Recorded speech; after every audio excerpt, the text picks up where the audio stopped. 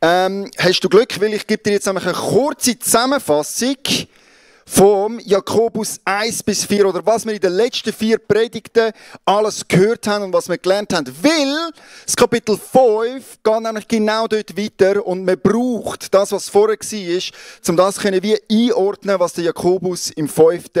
Kapitel so sagt. Also um was geht es eigentlich im Jakobus? Jakobus bis jetzt. Und wir haben gleich mal gemerkt, der Jakobusbrief ist anders als vieles, was wir sonst im Neuen Testament lesen.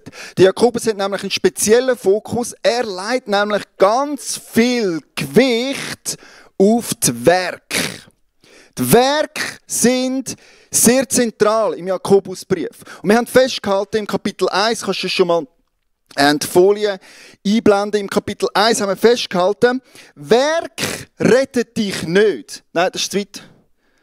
Das, genau. Werk rettet dich nicht, aber sie zeigen, dass du gerettet bist. Sprich, wenn der Glaube nicht sichtbar ist, wenn das, was wir glauben, keine Auswirkungen hat in unserem Leben, ja gut, was ist denn der Glaube überhaupt wert? Oder was ist denn das genau für einen Glauben? So haben wir festgehalten, erste Kapitel, spezieller Fokus. Hey, es geht um Werk. Man muss den Glauben in unserem Leben können sehen. Das ist übrigens der Grund, wieso, dass der Luther, als er es übersetzt hat, das ganze Neue Testament, am liebsten, wenn es nach ihm gegangen wäre, hat er den Jakobusbrief zu der Bibel ausgeknallt. Sehr störend gewesen für ihn. So alle, nein, jetzt haben wir doch gerade neu entdeckt, Glaube ist im Zentrum, und jetzt die Jakobusrede bewerkt. Das geht nicht. Am liebsten würden wir das gerade weglassen. Und das ist weitergegangen. In der Predigtserie haben wir die Spannung angeschaut. Paulus gegen Jakobus. Okay, sagen die gegengesetzte Sachen? Sind die irgendwie im Kampf miteinander? Haben die verschiedene Aussagen? Ich habe immer gemeint, der Glaube ist es, was rettet. Und jetzt sagt Jakobus, Glaube ohne Werk ist tot. Wie können wir das miteinander vereinbaren? Wie geht das zusammen? Und wir haben festgestellt, hey, der Paulus und der Jakobus, die sagen das Gleiche. Sie kommen einfach von einer anderen Richtung. Hey, das, was zum Kreuz hinführt, der Pfeil, der zum Kreuz hin zeigt, das ist Gnade. Gnade allein rettet uns. Nichts anderes als Gnade von Jesus Christus kann uns retten. Amen. Amen. Gar nichts anderes. Da gibt es nichts, was wir vorzuweisen hätten, wo wir zeigen könnten, wo wir Gott damit beeindrucken oder irgendetwas. Nein, es ist allein Gottes Gnade, die uns zum Kreuz hinbringt. Und jetzt, der Jakobus nimmt den Ball auf und tut wie die andere Seite von der gleichen Münze aufnehmen. Und er geht wie vom Kreuz weg, nachdem das Gnade gekommen ist, nachdem wir Gnade erfahren haben, nachdem wir Vergebung bekommen haben. Dann ist es wichtig und essentiell, dass unser Glaube sich in Werk zeigt. Und so widerspricht sich der Paulus und der Jakobus nicht, sondern sie tun wie 2 Seiten vom gleichen Kreuz aufzeigen. Das eine ist zum Kreuz hin und das andere ist, wenn du das Kreuz hast, wenn du Gnade erlangt hast, dann sollte das Werk die logische Folge von dieser Gnade sein, die wir erfahren haben. Ich würde den Jakobusbrief, wenn ich das in einem Satz zusammenfassen müsste, dann würde ich es so probieren. Im Jakobus geht es um reife Taten durch Weisheit, wegen Glauben in Jesus Christus. Es wäre in einem Satz zusammengefasst, um was es im Jakobusbrief geht. Und das Wort in Jesus Christus ist sehr wichtig, weil wir haben ja gehört im Jakobusbrief, hey, sogar Dämonen glauben an Jesus, oder? Nur weil du an Jesus glaubst, heisst das noch lange nicht. Du musst in Jesus sein. Auf das, dass du Weisheit erlangen kannst, auf das du dein Leben immer mehr so formen, dass reife Taten sichtbar sind. Also man kann auch rückwärts gehen. In Jesus Christus sind wir. Das ist der Glaube. Und der Glaube, der bringt Weisheit. Wir dürfen um Weisheit bitten und das muss sich schlussendlich in reifen Taten in unserem Leben zeigen. Der One-Liner vom Jakobus. Und dann ist es weitergegangen. Okay, wie sieht das dann praktisch aus? Wie sieht das so ganz praktisch aus? Und Jakobus, er geht so in ein paar Gebiete drin hinein, wo man die Weisheit oder eben die reifen Taten sollte sehen. Und das Erste, was er bringt, ist in unserer Sprache. Mit unseren Worten, kannst du die nächste Folie zeigen? Mit unseren Worten, wie wir reden. Hey, das muss sich zeigen, praktisch. Haben wir Kontrolle über unsere Zunge? Bringen wir Leben hervor? Gibt das, was wir sagen, etwas Positives? Oder zerstören wir mit unseren Worten? Und der Jakobus fordert uns heraus, hey, als reife Christen lernst du, deine Zunge zu kontrollieren. Das sind reife Taten. Es geht noch weiter, es geht auch in die Unterordnung vor Gott. Ein reifer Christ, reife Taten zeigen sich in der Unterordnung von Gott. Dann wird der Teufel von euch fliehen, ist das Versprechen dort daraus raus. Und da gibt es eine ganze Liste von Gebieten und Taten und Möglichkeiten, wie sich die Unterordnung vor Gott zeigt. Eine unter anderem ist, dass man urteilfrei lebt. Dass wir nicht überheblich andere Menschen schlecht denken. Muss ja nicht einmal reden sein, es langt schon, wenn wir über andere Menschen überheblich denken und die schlecht machen wollen. Und das führt zu Streit. Jakobus sagt, hey, wenn du ein reifer Christ bist, dann solltest du nicht die ganze Zeit im Streit mit deinen besonders Mitchristen drinnen leben. Nein, das geht nicht. Das sind nicht reife Taten. Wenn du Gnade erlangt hast, dann hast du Weisheit und in dieser Weisheit sollten deine Taten anders aussehen. Soweit. So zusammengefasst, was wir bis jetzt im Jakobusbrief gelernt haben. Und es geht eigentlich im gleichen Zug weiter. Wir werden auch jetzt im Kapitel 5 von reifen Taten durch Weisheit wegen Glauben in Jesus Christus hören. Weitere Gebiete, die der Jakobus im Kapitel 5 jetzt anspricht. Es hört nicht auf mit dem, was wir sagen, das hört nicht auf, wie wir Streit miteinander haben, das hört nicht auf damit, dass wir uns Gott unterordnen oder eben nicht, sondern er geht jetzt weiter in der genau gleichen Art und Weise. Und ich möchte euch eine kurze Gliederung aufzeigen vom Jakobus 5 über die Gebiete, die Bereiche werden wir miteinander reden und das werden wir miteinander anschauen. Im ersten Teil, Vers 1 bis 6, geht es um den Umgang mit Reichtum. Dann kommt Vers 7 bis 11, das habe ich jetzt einfach mal die Eichel genannt. Das wird dann noch klar, um was es genau geht in diesem Abschnitt. Dann der kürzeste Abschnitt ist genau ein Vers, das ist der Vers 12, das ist die Sache mit dem Schwören. Der Jakobus sagt, wie die angewandte Weisheit dann mit Schwören oder wie wir auch zu unserem Wort stehen, wie das aussehen sollte. Und das letzte ist Gebet und Rechenschaft. Und das werden wir miteinander anschauen. Sind wir ready für den Jakobus 5? Sehr gut, dann würde ich sagen, ich bete gerade noch und dann starten wir gerade mit der Bibel. Himmlischer Vater, ich bin mega dankbar, dass du redest, dass du ein Gott bist, der aktiv mit uns redet und wo einfach dein Herz uns offenbart und wo Wort vom Leben redet. Und ich danke dir, dass wir das heute immer noch hören können, dass wir das heute immer noch lesen können, dass wir das immer noch studieren und darüber nachdenken. Und ich bitte dich jetzt, dass du jetzt heute redest, wenn wir dein Wort aufnehmen, dass du aktiv und lebendig bist heute und Morgen mitten unter uns. Amen. Amen. Ich habe den Stefan gebeten, ob er doch mit uns lesen. Du darfst gerade kommen und Vers 1 bis 6 im Jakobus 5 miteinander lesen. Wer es auch dabei hat in der Bibel, sehr gut, können gerade mitlesen. Nun zu euch, ihr Reichen, weint und klagt über das Elend, das über euch hereinbrechen wird. Euer Reichtum verrottet und die Motten zerfressen eure kostbaren Kleider. Euer Gold und Silber verrosten, und ihr Rost wird euch anklagen. Ja, ihr werdet selbst vergehen in eurem Reichtum. Warum habt ihr euch, jetzt, wo die letzten Tage dieser Welt angebrochen sind, bloß Schätze angehäuft? Der Herr, der allmächtige Gott, hat das Schreien eurer Erntearbeiter gehört, die ihr um ihren verdienten Lohn betrogen habt. Euch dagegen ist es auf dieser Erde gut ergangen. Ihr habt in Saus und Braus gelebt und euch gemästet, obwohl euer Schlachttag schon längst vor der Tür stand. Unschuldige habt ihr verurteilt und umgebracht, und sie haben sich nicht gegen euch gewehrt. Das ist also der erste Abschnitt, den wir miteinander anschauen werden. Es geht um das Thema Reichtum. Und da müssen wir wie zuerst zwei Sachen klären, bevor wir jetzt voll in den Text reingehen und hören, was hat er heute zu sagen. Und das Erste, was wir klären müssen, ist, okay, wer genau ist eigentlich reich? Also wenn der Jakobus schreibt, Achtung, ihr Reichen, Um wen geht es da? An wer denkt der Jakobus, wenn er jetzt eine spezifische Gruppe von Menschen adressiert? Und ich habe da ein bisschen Research betrieben, probiert herauszufinden, okay, wie hat es dazu mal so ausgesehen?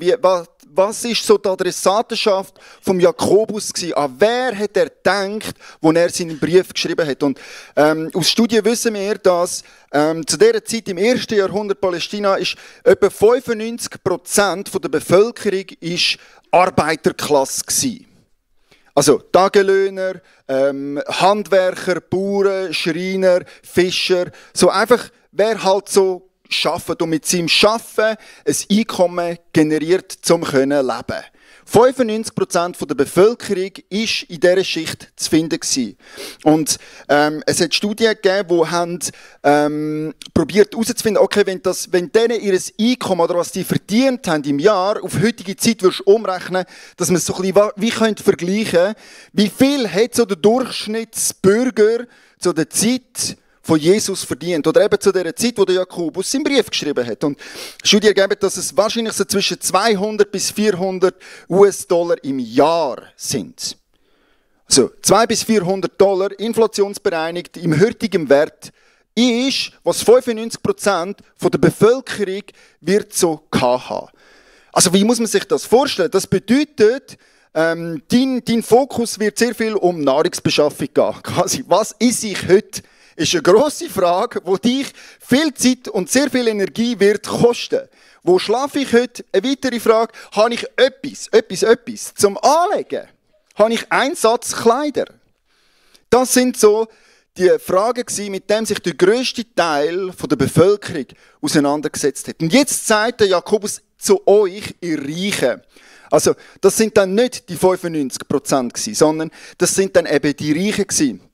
Und dort habe ich probiert herauszufinden, okay, wie hat dann denen ihr Leben ausgesehen? Was bedeutet denn das, wenn du reich bist? Und Grossgrundbesitzer, die werden etwa 10 bis 15 Mal mehr haben als ein durchschnittliche Arbeiter. Also im guten Fall 5'000 im Jahr ist, was ein Grossgrundbesitzer zur Verfügung hat.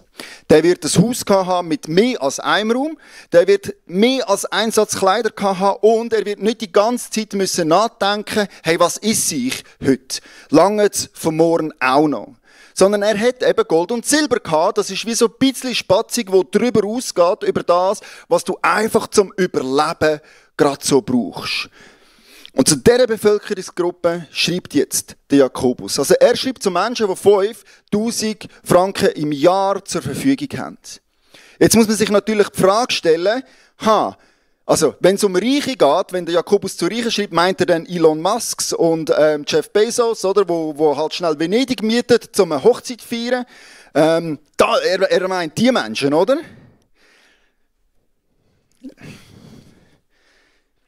Ich glaube, wenn wir realisieren, dass die Menschen, die Jakobus geschrieben haben, 5'000 Franken im Jahr hatten, dann werden wir schnell mal feststellen, dass wir gern 10 bis 20 bis 30 bis 40 Mal mehr haben, als die Reichen, die der Jakobus im Sinn hatte. Es ist sogar so, dass wenn du heute 30'000 Franken im Jahr verdienst, gehörst du zu den 1 bis 2 reichsten Prozent dieser Bevölkerung. Also weltweit gesehen, in der Welt gehörst du zu den 1 bis 2 reichsten Prozent, wenn du 30'000 Franken im Jahr verdienst. Das heisst, wenn du in der Schweiz geboren bist, bist du automatisch sofort unmittelbar der Adressat von den ersten 6 Versen vom Jakobus. Also niemand da innen, der nicht muss sich überlegen muss, habe ich genug Essen für morgen? Und jede Person, die heute Morgen sich die Frage gestellt hat, hey, was lege ich genau an, ist Adressat von diesem Kapitel. Weil wir haben nämlich übermäßig Ressourcen zur Verfügung. Wir können mehr als nur gerade den Bedarf von morgen abdecken. Und wir haben mehr als einen Satz Kleider zur Verfügung. Das bedeutet, du gehörst automatisch zu der reichen Bevölkerungsgruppe dieser Welt. Also wir sind Adressat von diesen Versen. Wir gehören da dazu. Und das Zweite, was wir festhalten ist, Reichtum in sich ist nichts Schlechtes. Reichtum an und für sich ist nichts Schlechtes. Gott segnet mit Reichtum. Wir lesen das immer wieder, dass Gott Menschen spezifisch in der Bibel segnet mit Überfluss, mit Reichtum. Er sagt sogar seinem Volk, wenn er aus der Sklaverei herausführt, hey, ich werde euch in ein Land vom Reichtum führen. In ein Land, in ein Versprechen rein, wo Milch und Honig fließt, wo Überfluss da ist. Das ist etwas, was ich euch möchte geben. Also es ist nicht so, dass Gott Reichtum grundsätzlich etwas mega Dummes und Schlechtes findet, sondern Gott segnet mit dem. Der Himmel ist Überfluss, der Himmel ist Reichtum, Gott selber ist im Reichtum daheim. Es ist ein Geschenk von Gott. Also, wir sind Adressat, es ist nicht grundsätzlich schlecht, aber es kommt mit Problem, Reichtum. Und der Jakobus bezeichnet ein paar Probleme vom Reichtum. Und das erste, was er adressiert, 3 Probleme, die er adressiert, ist, das erste ist Bereicherung durch Ausnutzung. Wer reich ist, hat häufig mehr Macht. Und wenn du die Macht jetzt brauchst, zu Ungunsten und zu Kosten von anderen, dann ist das ein Problem von deinem Reichtum. Es ist die Rede von Tagelöhnern und von Arbeitern auf dem Feld. Und jeder, der nicht selber sein Essen herstellt, sollte sich jetzt gerade die Frage stellen, okay, wie sieht es mit den Menschen aus, die für mich arbeiten? Die mein Essen herstellen, die meine Kleider machen, die meine Telefone zusammenschrauben. Wie sieht es mit diesen Menschen aus? Wie geht es denen? Und wir merken ganz schnell, und ich weiss, das ist eines von diesen Themen, die mich selber mega beschäftigen, darum möchte ich es jetzt heute extra nicht zum Kernthema machen. Man könnte das Ganze einfach jetzt zum Kernthema machen, aber es beschäftigt mich sehr fest, wie wir mit unserem Konsum Gerechtigkeit oder eben Ungerechtigkeit auf dieser Welt bewirken. Und ich glaube von ganzem Herzen, dass wenn Jakobus da schreibt, wie ihr die Arbeiter behandelt, ist essentiell für Gott, dass das absolut genau und direkt in unsere Zeit und in unser Verhalten reinredet. Hey, wenn wir reich werden, weil wir gerne billige Sachen kaufen, dann ist es ein Problem für Gott. Ein weiteres Problem, das er anspricht, ist überschwänglicher Genuss. Er sagt, hey, die haben sich gemästet im Luxus drinnen. Die haben so viel gefressen, bis sie dick geworden sind. Die haben alles für sich selber aufgesogen und gebraucht. Wie sieht es bei uns aus? Geht es uns auch eigentlich häufig in unseren Finanzen immer nur um das, was ich brauche und was ich will? Und das letzte Problem, das er anschreibt, ist Anhäufung von Vermögen. Vielleicht auch eine falsche Sicherheit dort drin. Oder wenn wir viel haben, dann fühlen wir uns sicher. Ja, dann kann die nächste Hungersnot kommen, dann kann die nächste Katastrophe kommen. Ich habe es ja dann schon im Griff, oder? Ich kann mir dann selber sorgen. Und das bringt zum Ausdruck, dass wir Gott nicht vertrauen als unseren Versorger. Das sind 3 grundlegende Probleme, die der Jakobus mit Geld anspricht. Oder? Ich habe gedacht, hey, wie könnte man es auch noch sagen? Und ja, es ist mir ein Beispiel in den Sinn gekommen. Ich mute euch das Beispiel jetzt zu. Ich glaube, der Jakobus sagt eigentlich mehr oder weniger, bis nicht ein Reichhörnli. Das Reichhörnli. Das sollen wir nicht sein. Es ist ein Kinderbuch, das wir daheim haben. Ich habe das sehr gerne. Das Reichhörnli ist eine Geschichte von einem Eichhörnli, das eine Eichel hat. Und die Eichel ist der wertvollste Besitz, den das Eichhörnli hat. Das ist also so der Augapfel, verstehst du, oder? Das ist die Freude und Glück und steht für ganz vieles, oder? Die Eichel. Und jetzt eines Tages läuft das Eichhörnchen in der Welt umeinander und sieht, was die anderen alles so haben, die anderen Tiere. Und das Eichhörnchen fängt an, allen anderen Tieren ihr Zeugs zu nehmen. Und fängt an, Schätze ansammeln und der Bau wird immer voller und es quillt über von all diesen Sachen, wo eben das Eichhörnchen ist, überall klauen, bis eines Tages logischerweise findet es den Eichel nicht mehr. In all dem Plunder, wo sie jetzt angehäuft hat und was anderen geklaut hat, findet das Eichhörnchen das, was eigentlich wirklich Wert hat, das, was wirklich zählt hat, im Schatz und über die Häufung von allem anderen, was sich akkumuliert hat, nicht mehr. Und ich glaube, der Jakobus sagt eigentlich in sehr einfachen Terms, hey, bist nicht ein Reichhörnli. Du nicht anderen Tieren das Zeug wegklauen. Du nicht anhäufen für Sinnlosigkeiten. Und vor allem verlier nicht den Fokus von dem, was eigentlich wirklich zählt. Du nicht die Eicheln verlieren, aber all diesen Schätzen, die du dir da anhäufst. Und so möchte ich dir jetzt 3 Fragen stellen. So 4 Fragen. Self-Check-Fragen. Wie sieht es aus bei dir mit Geld und Reichtum? Wo dir ein bisschen aufzeigen kann, hey, hast du eventuell auch ein Problem mit Reichsein? Die erste Frage ist, die ich dir stellen möchte, ist, für was sparst du? Für was sparst du? Und wenn es da nicht ein klares Ziel oder einen Grund gibt, dann könnte es gut sein, dass du einfach sparst zum Ansammeln. Einfach zum mehr haben. Einfach zum dich sicher fühlen. Vielleicht ist es dann ein Zeichen, ein Ausdruck vom mangelnden Vertrauen in Gott. Für was sparst du, wenn du mir da keine gute Antwort kannst geben oder viel besser dir selber keine gute Antwort kannst geben? Dann ist das ein Zeichen, dass dort vielleicht ein Problem mit Reichtum umeinander ist. Die nächste Frage ist, investierst du in den Himmel? Investierst du in die Sachen, die Gott wichtig sind, die ihm am Herzen sind? Oder die nächste Frage geht ein bisschen in die gleiche Richtung. Hat sie dein Budget Platz für andere? Oder frissest du alles selber? Um das Bild wieder aufzunehmen, das der Jakobus braucht. Hey, sind wir uns gerade selber am meisten für den Tag der Schlachtung? Oder hat es da auch Platz für andere und für Sachen, die Gott am Herzen liegen? Und die letzte Frage, die ich dir stellen möchte, ist, siehst du die Eichel noch? Ab all dem, was wir haben, in all dem Überfluss, wo wir drin leben, haben wir das noch im Blick, wo eigentlich zentral ist? Haben wir das noch im Fokus, wo grundsätzlich wichtig ist? So wie bei dem Reichhörnchen, wo die Eichel hat, haben wir im Fall auch etwas, wo im Fokus ist. Etwas, wo wir nicht vergessen sollen. Etwas, wo zentral ist. Und das ist das Thema vom nächsten Abschnitt. Stefan, darfst du bitte vorlesen von 7 bis 11. Der Abschnitt die Eichel. Um was geht es eigentlich wirklich? Meine Brüder und Schwestern, wartet geduldig, bis der Herr kommt.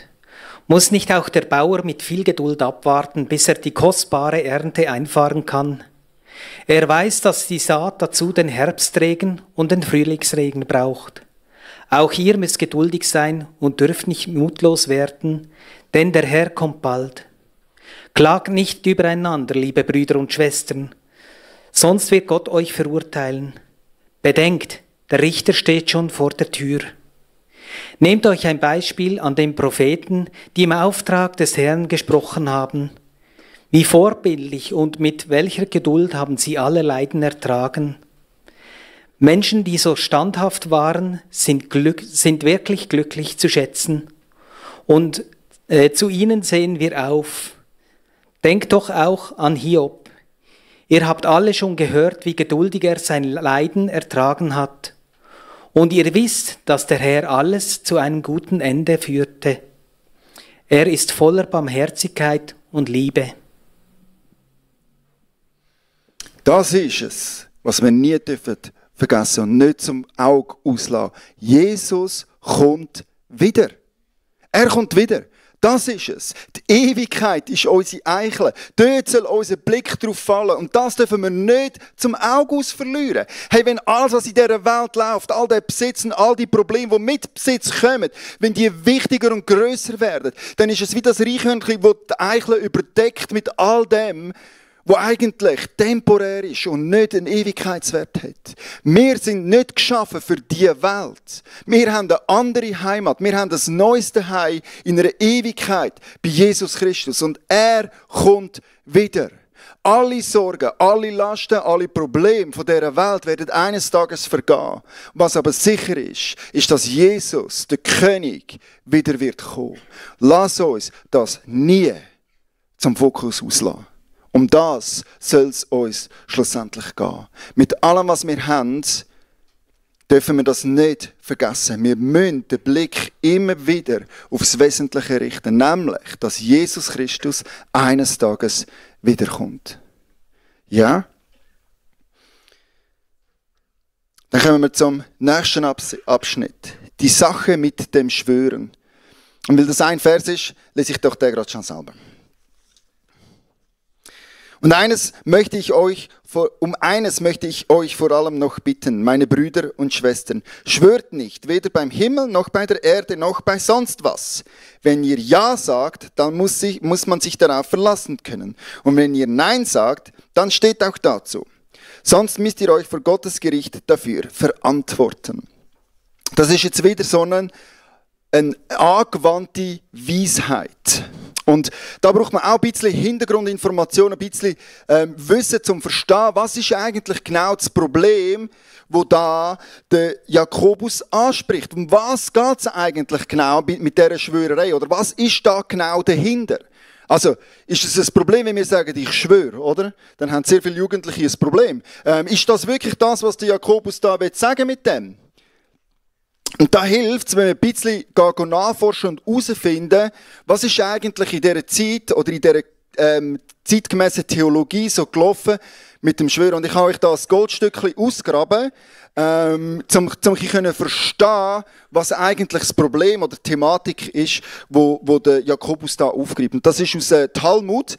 Talmud sind die rabbinischen Lehren, wo umgegangen sind oder eben was so gelehrt worden ist von den Rabbinern. Und die haben eine grosse Meinung oder diverse Schriften gehabt zum Thema Schwören oder einen Schwur leisten. Und ich habe euch einen Satz aus dem Talmud-Traktat mitgebracht. Und dort steht, wenn jemand bei der Tora gelobt, so hat er nichts gesprochen. Wenn bei dem, was darin geschrieben ist, so sind seine Worte gültig. Also, quasi, wenn du bei der Tora selber schwörst, dann ist der Schwur egal. Dann musst du im Fall den nicht einhalten. Der ist nichtig. Aber wenn du schwörst bei dem, was in der Tora drin steht, ja, also dann musst du ihn dann schon halten, deinen Schwur, oder? Und so, das war so die Diskussion, die umgegangen ist. So quasi, hey, bei was muss ich schwören und wann muss ich wirklich zu meinem Wort stehen? Oder wann kann ich auch eigentlich sagen, hey, ich habe ja nicht beim Inhalt von der Tora geschworen, sondern nur auf die Tora selber und darum hat mein Schwur keine Gültigkeit und ich kann mich jetzt nicht auf mein Wort behaften. Ich darf meine Meinung wieder ändern und das ist alles gewesen, oder? Kein Problem. No harm, no foul, oder? Quasi, ich habe nur einen Schwur geleistet bei etwas, wo gar nicht zählt. Und da hat es dann auch Diskussionen gegeben, okay, wenn du beim Tempel schwörst, zählt denn das? Nein, es ist nur, wenn du auf den Schatz vom Tempel schwörst, dann zählt es. Und so ist da eine riesige Diskussion drum herumgegangen. Hey, wann musst du eigentlich zu deinem Wort stehen? Und wann darfst du dein Wort einfach auch mal so ohne weiteres brechen? Und hey, gute Taten, Weisheitslehre sagt, steh einfach zu deinem Wort. Um das geht es am Jakobus. Er sagt, hey, dein Ja soll Ja sein. Es geht da nicht um Wortklaubereien. Es geht nicht darum, möglichst gescheit zu formulieren, dass du dann nicht zu dem musst stehen, was du sagst. Sondern, hey, wenn wir in Jesus Christus Glauben leben, dann sollen unsere Taten in Weisheit verwurzelt dazu führen, dass das, was wir sagen, wir auch tun. Und dass man uns kann grundsätzlich vertrauen, dass unser Wort Gewicht hat. Nicht, dass wir flip-floppy sind und die ganze Zeit wieder irgendwie einen Weg finden, zum nicht müssen, zu unseren Wörtern, zu unserem Ja oder zu unserem Nein stehen. Das ist es, um das es eigentlich am Jakobus geht. Und das bringt uns schon zum letzten Teil vom Jakobusbrief, Vers 13 bis 19. Gebet und Rechenschaft. Leidet jemand unter euch? Dann soll er beten. Hat er einen Grund zur Freude? Dann soll er Gott Loblieder singen. Wenn jemand von euch krank ist, soll er die Gemeindeleiter zu sich rufen, damit sie für ihn beten und ihn im Namen des Herrn mit Öl salben. Wenn sie im festen Vertrauen beten, wird der Herr den Kranken heilen. Er wird ihn aufrichten, ihm vergeben, wenn er Schuld auf sich geladen hat. Bekennt einander also eure Sünden und betet füreinander, damit ihr geheilt werdet. Denn das Gebet eines Menschen, der nach Gottes Willen lebt, hat große Kraft. Elia war ein Mensch wie wir. Er betete inständig, es möge nicht regnen, und tatsächlich fielen 3,5 Jahre kein Wassertropfen auf das Land. Dann betete er um Regen. Da öffnete der Himmel seine Schleusen und die Erde wurde grün und brachte wieder ihre Frucht hervor. Liebe Brüder und Schwestern, wenn jemand von euch vom rechten Weg abgekommen ist und einen anderen bewegt ihn zur Umkehr, dann darf dieser sicher sein. Wer einen Sünder vom falschen Weg abbringt, der hat diesen Menschen von dem Verderben gerettet. Denn Gott hat ihm all seine Sünden vergeben.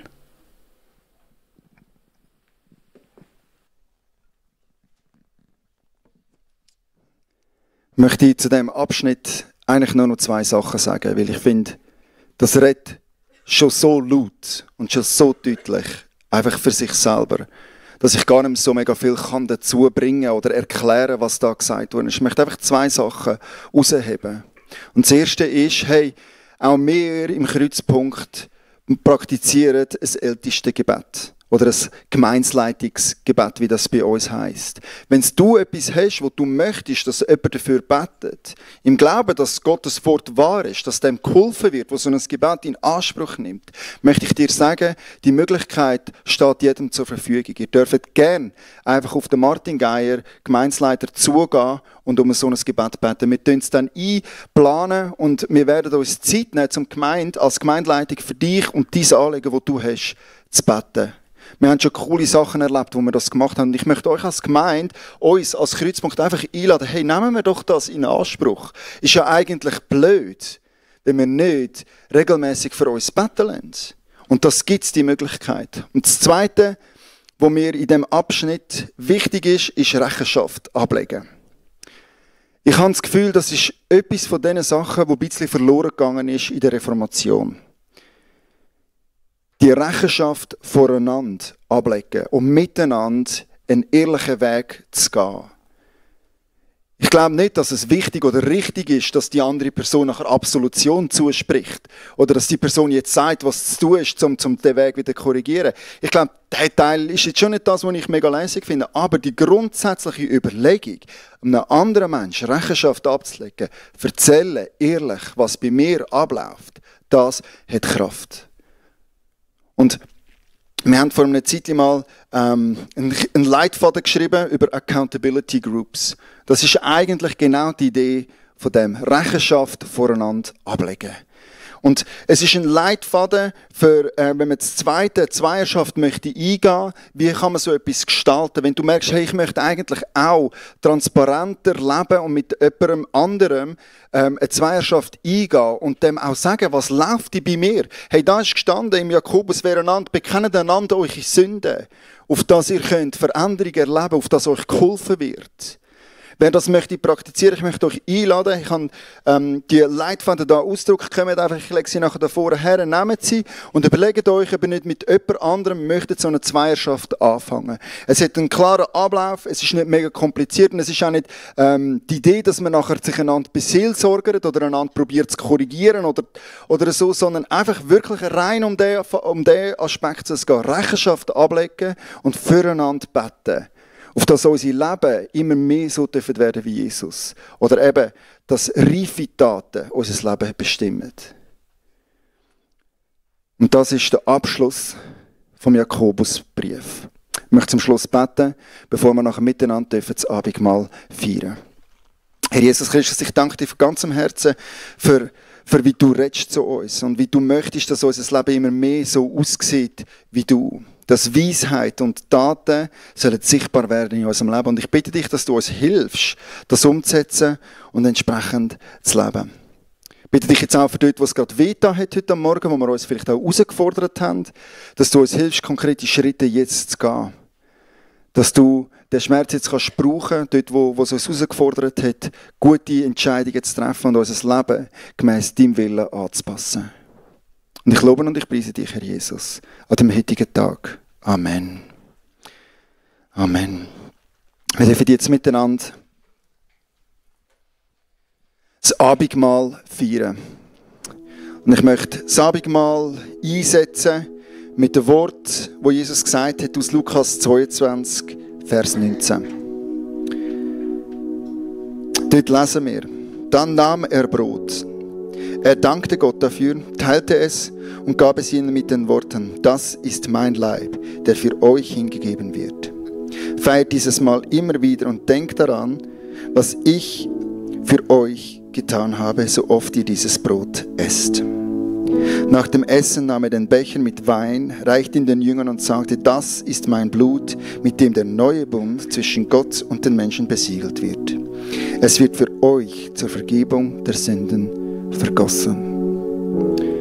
Und das dürfen wir heute Morgen miteinander bekennen und das dürfen wir miteinander tun. Ich möchte dich einladen, wenn das dein Bekenntnis ist Und nur wenn das dein Bekenntnis ist, dass Jesus Christus für dich gestorben ist, dass er sein Leben zerbrochen hat für dich, dass er die Schuld, die du begangen hast, auf sich genommen hat, dann möchte ich dich einladen, dann darfst du vorkommen und darfst du das mit einem Brot bekennen. Du darfst das Brot mit einem Platz nehmen, zusammen mit einem Becher von Wein, der sein Blut symbolisiert, wo zum Ausdruck bringt, er hat sein Blut für dich am Kreuz vergossen. Dann darfst du das mit einem Platz nehmen und als Bekenntnis für den Tod von Jesus an deiner Stelle einnehmen. Und du darfst gewiss sein, dass Jesus Schuld vergibt. Du darfst wissen, dass wir in einem neuen Bund drinnen stehen, symbolisiert, besiegelt durch den Kelch, den du darfst am Platz nehmen. Wenn das dein Bekenntnis ist, dann darf ich dich einladen, wenn wir jetzt dann gerade einsteigen in deine Zeit der Anbetung, darfst du einfach gerne vorkommen, darfst das am Platz nehmen, darfst in einem Gebet Jesus Christus Danke sagen, darfst das bekennen, darfst deine Schuld beim Namen nennen und darfst Vergebung in Anspruch nehmen und den Bund mit Jesus feiern, dass er dich mit dem Vater im Himmel versöhnt hat. So möchte ich jetzt ein Brot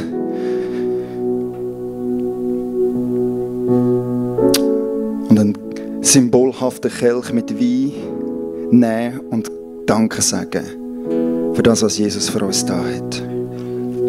Danke, Herr Jesus Christus, bist du auf die Welt gekommen und hast du so gelebt, wie wir nicht haben können leben, perfekt und ohne Schuld.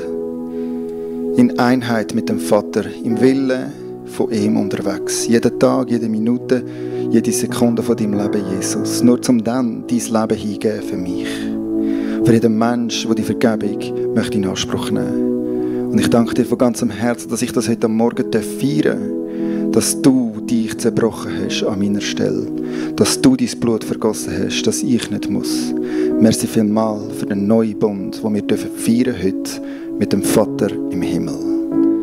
Amen. Amen. Ich darf euch einladen in einer Zeit der Anbetung und vom Abendmahl.